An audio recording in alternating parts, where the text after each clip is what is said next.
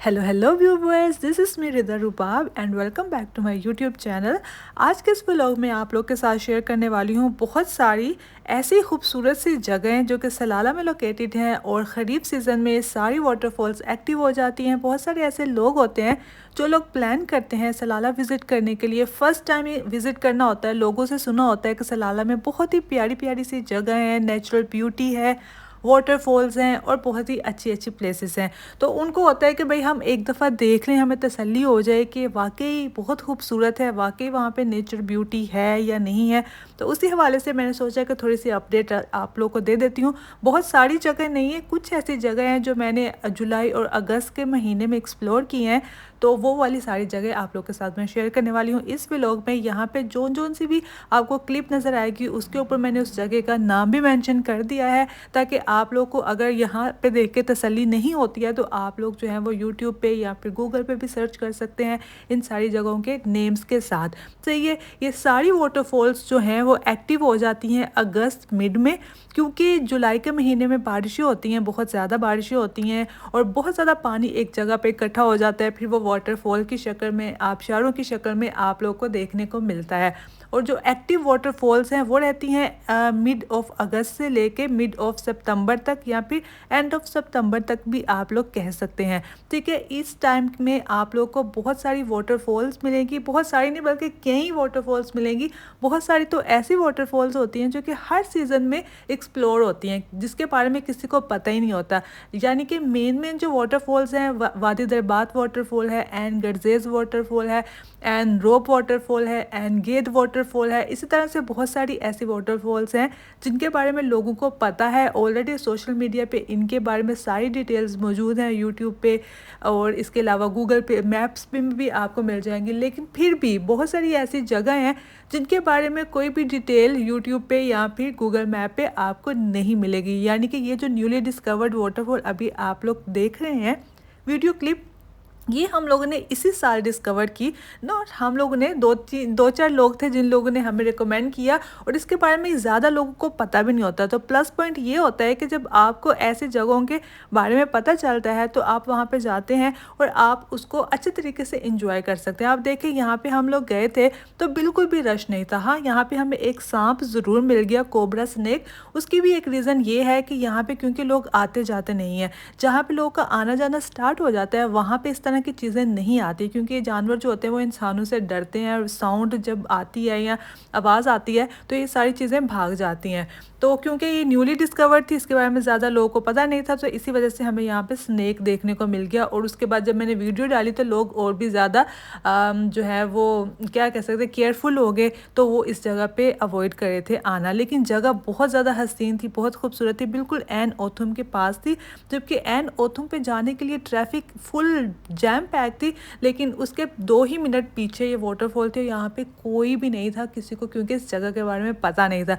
तो हम लोगों ने खूब वीडियोस बनाई, खूब इंजॉय किया। स्विमिंग ऑफ कोर्स हम लोगों ने नहीं की, क्योंकि अभी रिसेंटली हमने वहाँ पे स्नेक देखा था, तो किसी का भी हिम्मत नहीं हो रही थी कि कोई बंदा जो है वो पानी में जाके स्विमिंग करे। और कर रहे थे कुछ लोग, लेकिन फिर भी कंफर्टेबल नहीं हो रहे थे। ऑफ कोर्स जब आप अपनी आंखों से ऐसी चीज़ें देखेंगे तो आप कैसे ही उस पानी में जाएंगे। तो फिर भी मेरी हिम्मत है कि फिर भी मैं चली गई वाटरफॉल के करीब सांप देखने के बावजूद। खैर, यही स्पिरिट होना चाहिए, यही जज्बा होना चाहिए, यही आप एडवेंचर होते हैं जब आप ऐसी चीज़ें देख के भी अपना दिल बड़ा करते हैं और एक्सप्लोर करते हैं। ब्यूटी यहाँ पे बहुत है, 3 महीने आपको जो है वो लगातार मज़े मज़े की जगहें देखने को मिलेंगी। और इसके अलावा आपको ऐसी जगह भी मिलेंगी जहाँ पे समंदर होगा, कामनेस होगी, खामोशी है। खामोशी तो आपको इस सीज़न में कहीं पे भी नहीं मिलेगी। बेसिकली ये जो ख़रीफ सीज़न होता है वो स्टार्ट होता है जुलाई में, जुलाई 10 यानी कि 7 से 10 जुलाई के बीच में ऑफिशियली स्टार्ट हो जाता है। फिर जुलाई का पूरा महीना यहाँ पे बारिशें होती हैं, अगस्त में भी बारिशें होती हैं, बट मिड ऑफ अगस्त में जाके बारिशें कम हो जाती हैं और फिर सूरज वगैरह निकलना भी थोड़ा थोड़ा स्टार्ट हो जाता है। कभी धूप कभी बादल आंख मचोली खेलते ही रहते हैं।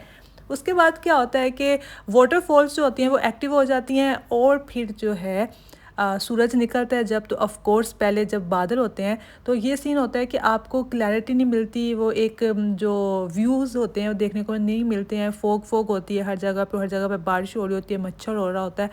लेकिन फिर ये होता है कि जब धूप निकलती है तो धूप से मच्छर भी कम हो जाता है और जो पानी एक जगह जगह पे खड़ा होता है वो भी थोड़ा सा ड्राई हो जाता है, तो इसकी वजह से भी मच्छर की शिकायत कम हो जाती है और क्लैरिटी होती है। सूरज जब ऊपर चमक रहा होता है तो पूरी ग्रीनरी जो है ना वो आपको भरपूर तरीके से देखने को मिलती है, तब आप लोग जो है ना वो व्यूज़ देख सकते हैं। मैंने पिछली वीडियोस में भी बताया था, फिर भी मुझे डीएम्स आते रहते हैं, आप भी डिटेल से बता दें, डिटेल से बता दें।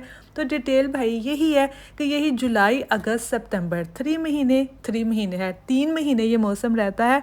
जुलाई में आपको बारिश मिलेगी, अगस्त में आपको थोड़ा सा ड्राई थोड़ी सी बारिश मिलेगी और सितंबर में आपको टोटली ड्राई धूप और क्लैरिटी और ग्रीनरी और वाटरफॉल्स मिलेगी। फिर जैसे सितंबर एंड होता जाता है वैसे वैसे वाटरफॉल्स भी आहिस्ता आहिस्ता बंद होती जाती हैं, क्योंकि जो पानी रुका होता है उधर से ही वाटरफॉल क्रिएट होती है, तो फिर वो धूप की वजह से वो पानी सारा ड्राई हो जाता है, तो फिर आपको जो है वो वाटरफॉल्स भी देखने को नहीं मिलती है। फिर नॉर्मल सलाला जो है बैक टू ट्रैक आ जाता है।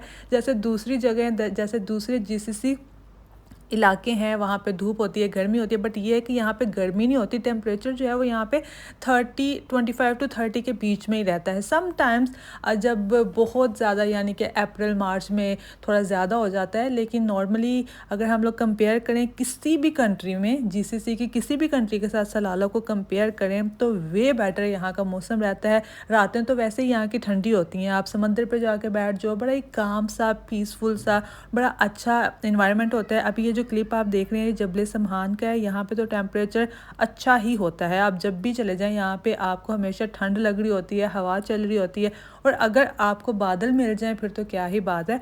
बहुत ही खूबसूरत से व्यूज़ हैं। इन शॉर्ट हम लोग जहाँ जहाँ पे भी जाएं, खरीफ के अलावा भी यहाँ पे बहुत सारी ऐसी जगह हैं जो कि देखने के काबिल हैं।